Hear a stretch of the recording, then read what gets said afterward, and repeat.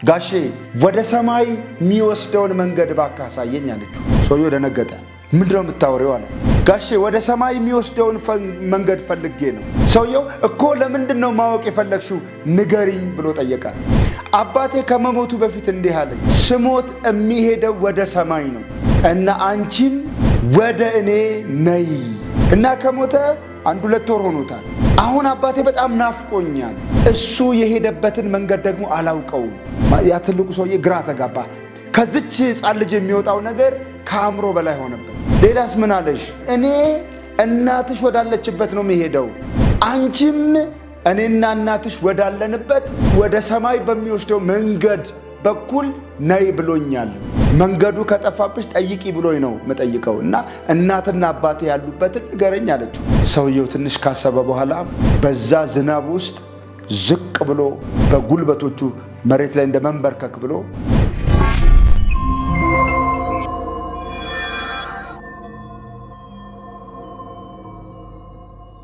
ለወደደን ከኃጢአታችንን በደሙ ላጠበን መንግስትም ለአባቱና ለአምላኩ ካህናት እንድንሆን ላደረገን ለእርሱ ከዘላለም እስከ ለዘላለም ድረስ ክብር ይሁን። የተወደዳችሁ ቅዱሳን በሀገር ቤትና ከሀገር ውጪ ለምትኖሩ ወገኖች ሁሉ ሰላም እመኛለሁ። የጌታ የኢየሱስ ጸጋ ከእናንተ ጋር ይሁን። ዛሬ አንድ ቃል ላካፍላችሁ ነው በፊታችሁ ያለሁት። የምንካፈለው ቃል ወደ ሰማይ የሚወስድ መንገድ የሚል ነው። ይህንን ከአንድ ታሪክ ነው ያገኘሁት። አንዲት ሕፃን ልጅ እድሜዋ በግምት 12-13 ዓመት የሚጠጋት አንድ ሕፃን ልጅ በከባድ ዝናብ ውስጥ ህዝብ እየተተረማመሰ መኪኖች ዝግ ብለው ይራመዳሉ። ከሚመጣው ዝናብ ተጨማሪ ደግሞ ድምፁ የሚያስፈራ ከኋላ ደግሞ የሚመጣ ሌላ አደገኛ ዝናብ ባለበት በዚያ እሷ በትልልቅ ሰዎች እግራቸው መሃል ትሄዳለች እና እየነካች ልታስቆማቸው ትፈልጋለች እና እንደ አጋጣሚ የአንድ ተለቅ ጎልማሳ አይነት ሰው በእድሜ ጎልማሳ የሚባልን ሰው እግሩን ትነካዋለች። ከዛ እንዲህ ብላ ጠየቀችው፣ ጋሼ አቤት አላት። እሱም ወደ ሰማይ የሚወስደውን መንገድ ባካ አሳየኝ አለችው። ሰውየው ደነገጠ። ምንድነው የምታወሪው አላት። ጋሼ ወደ ሰማይ የሚወስደውን መንገድ ፈልጌ ነው። ሰውየው እኮ ለምንድነው ማወቅ የፈለግሽው ንገሪኝ ብሎ ጠየቃት። እሷም እንዲህ አለችው፣ አባቴ ሞቶብኛል። አባቴ ከመሞቱ በፊት እንዲህ አለኝ፣ እኔ ስሞት የሚሄደው ወደ ሰማይ ነው እና አንቺም ወደ እኔ ነይ ብሎ ሞተ እና ከሞተ 1-2 ወር ሆኖታል። አሁን አባቴ በጣም ናፍቆኛል። እሱ የሄደበትን መንገድ ደግሞ አላውቀውም። ያ ትልቁ ሰውዬ ግራ ተጋባ፣ ደነገጠ፣ ጨነቀው። ማለት ከዚች ሕፃን ልጅ የሚወጣው ነገር ከአእምሮ በላይ ሆነበት። ከዛም እንዲህ ብሎ ጠየቃት፣ ሌላስ ምን አለሽ ብሎ ጠየቃት። አባቴ እንደዚህ አለኝ፣ እኔ እናትሽ ወዳለችበት ነው የሚሄደው፣ አንቺም እኔና እናትሽ ወዳለንበት ወደ ሰማይ በሚወስደው መንገድ በኩል ነይ ብሎኛል። መንገዱ ከጠፋብሽ ጠይቂ ብሎኝ ነው መጠይቀው እና እናትና አባቴ ያሉበትን ንገረኝ አለችው። ሰውየው ትንሽ ካሰበ በኋላ በዛ ዝናብ ውስጥ ዝቅ ብሎ በጉልበቶቹ መሬት ላይ እንደ መንበርከክ ብሎ ለልጅቱ ነገራት። ይሄንን መንገድ እነግርሻለሁ፣ ይሄ መንገድ ማለት ኢየሱስ ይባላል ብሎ ወደ ቤቱ ይዟት ሄዶ ከዛ ከብርድ አስጠልሏት፣ ከዝናቡ አስጠልሏት፣ ለዛ ለበሰበሰም ሰውነቷ ልብስ ገዝቶላት ስለ ኢየሱስ መንገድነት ነገራት። ስለዚህ ልጅቱ ደስ አላት። አሁንስ አላት፣ አሁን አባቴ ወደ ሰማይ የገባበትን መንገድ አውቄያለሁ፣ እናቴ ወደ ሰማይ የገባችበትን መንገድ አውቄያለሁ፣ ያም መንገድ ክርስቶስ ነው አለች። እድሜ ልኳን በዚያ እውነት ኖረች። የተወዳችሁ ቅዱሳን ወዳጄ፣ ዛሬ አንተም ስለ እውነተኛው መንገድ ያለህ ቋሚ መረዳት ምን ይመስላል? ስለ እውነተኛው መንገድ ያለሽ መረዳት ምን ይመስላል? እህቴ፣ ማንም ሰው ወደ እግዚአብሔር መንግስት መግባት እንደሚፈልግ ጥያቄና ጥርጥር የለኝም። ሁሉም ሰው የእግዚአብሔርን መንግስት መውረስ ይፈልጋል። መንግስተ ሰማያትን ማግኘት ይፈልጋል። የእግዚአብሔርን መንግስት መውረስ ይፈልጋል። ለእግዚአብሔር ክብር መኖር ይፈልጋል። ምንም ጥያቄ የለውም። በእግዚአብሔር ክብር ውስጥ መኖር ይፈልጋል። ትሉ በማይንቀላፋበት እሳቱ በማይጠፋበት በሚባለው በገሃነም እሳት ውስጥ ማንም ሰው መሰቃየት አይፈልግም። እውነት ነው ይሄ። ለዚህም ምጽዋትን እንሰጣለን ለነዳያን ለሚመጸወቱ ለችግረኞች፣ ደግሰን እናበላለን፣ ዝክር እንዘክራለን፣ በጎ የሚባሉ ተግባራትን ሁሉ እናደርጋለን። ምንም ጥያቄና መልስ የለውም። ብዙ በጎ ነገር ብዙ መልካም ነገር እናደርጋለን። ይሁን እንጂ ግን ወገኖቼ በአስተማማኝ ሁኔታ ልክ የልጅቱ አባት ወደ ሰማይ እየሄድኩ ነው፣ በትክክለኛው የሰማይ መንገድ በኩል ልጄ ሆይ ነይ ብለን ለቤተሰቦቻችን መናገር እንችላለን? እጠራጠራለሁ። ስለዚህ የተወደዳችሁ ወገኖቼ ኢየሱስ ክርስቶስ ወደ ሰማይ የሚያስገባ ምንድን ነው? መንገድ ነው። ክብር ለጌታ ይሁን። ጌታ ኢየሱስ የዮሐንስ ወንጌል ምዕራፍ 14 ላይ ምን እንዳለ ልንገራችሁ። ቶማስ ጥያቄ ጠየቀ። ወደምትሄድበት አናውቅም፣ መንገዱንም አናውቅም አሉ አይደል? እንዴት እናውቃለን? መንገዱ እንዴት እናውቃለን? ወደምትሄድበትስ እንዴት እናውቃለን? ኢየሱስ መንገዱን ታውቃላችሁ ምናምን ብሏቸው እኮ ነው። ቁጥር 6 ኢየሱስም እንዲህ አለ፣ እኔ መንገድና እውነት ሕይወትም ነኝ፣ በእኔ በቀር ወደ አብ የሚመጣ የለም።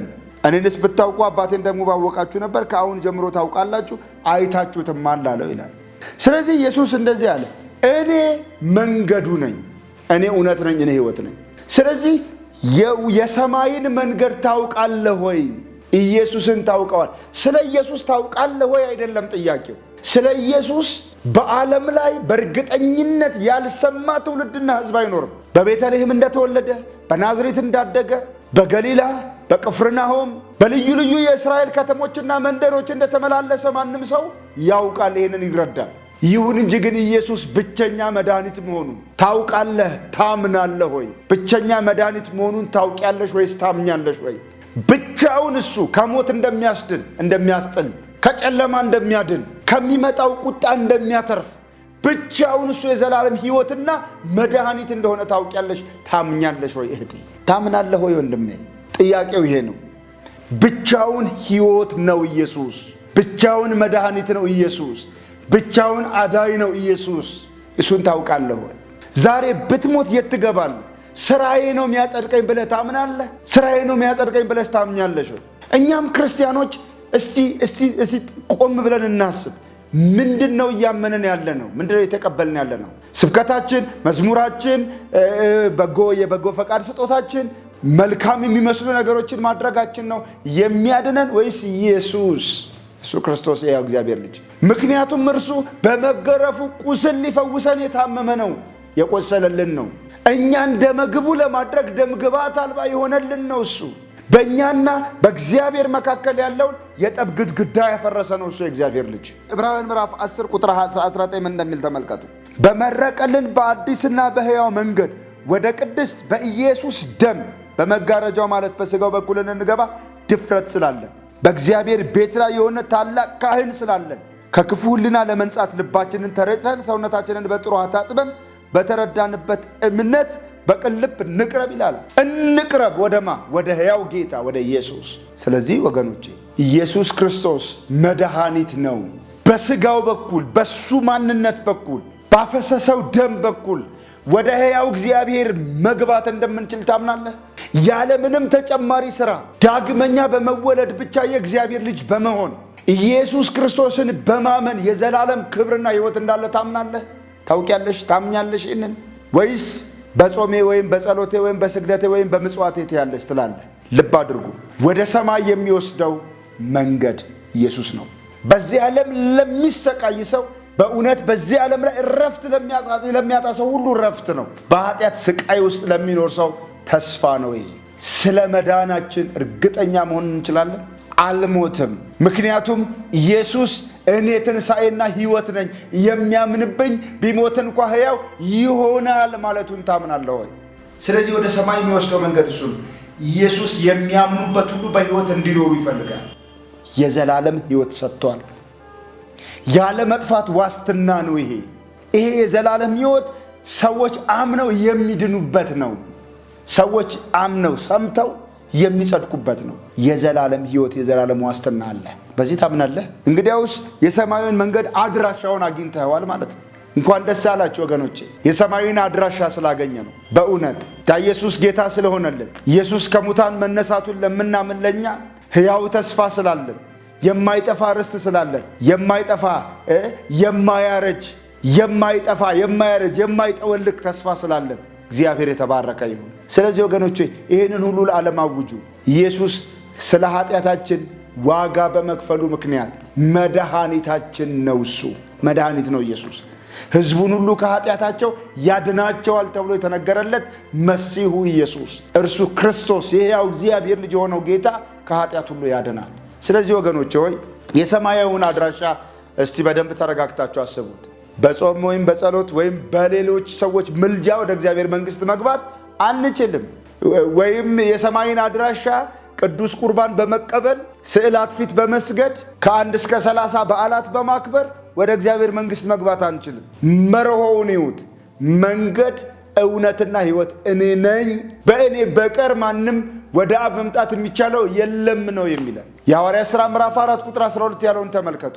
መዳን በሌላ በማንም የለም፣ እንድንበት ዘንድ ከሰማይ በታች የተሰጠ ስም ሌላ የለም ነው የሚለው። ስለዚህ የምንድንበት ስም ከሰማይ በታች የተሰጠን ስም በእርሱ በኩል የሚመጡትን እግዚአብሔር ሊያድናቸው የሚችልለት ስም ይሄ ነው። ምክንያቱም እንደ መልከ ጼዴቅ ሹመት ለዘላለም ካህን ብሎ ማል አይጸጸትም ስለሚል። ስለዚህ በሊቀ ካህናቱ በክርስቶስ ኢየሱስ መንገድነት እሱ በከፈለው ሕይወት ወደ እግዚአብሔር መግባት እንዲበዛልን እንዲሆንልንም ከልቤ እመኛለሁ፣ ጠይቃችኋለሁ። ወገኖቼ ሆይ ወደ ሰማይ የሚያደርሰውን መንገድ ልብ በሉ።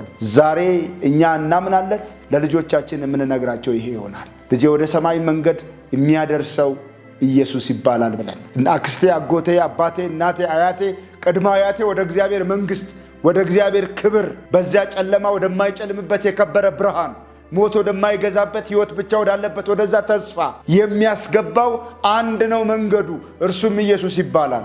ምክንያቱም ኢየሱስ ብቸኛ መንገድ ነው ወደ አብ የሚያደርስ። ሌላ መንታ መንገድ ላይ ያላችሁ በማይኬድበት አደጋ ባለበት መንገድ ላይ መንገድና ጉዞ የጀመራችሁ ወዳጆቼ መንገዳችሁን ዛሬ እንድታስተካክሉ በጌታ ፍቅር ጠይቃችኋል። የጌታ የኢየሱስ ጸጋ ከመንፈሳችሁ ጋር ይሁን። መከናወን ይብዛላችሁ። ለሌሎች ይህንን መልእክት ሼር ማድረግ አትርሱ። ጸጋ ከእናንተ ጋር ይሁን።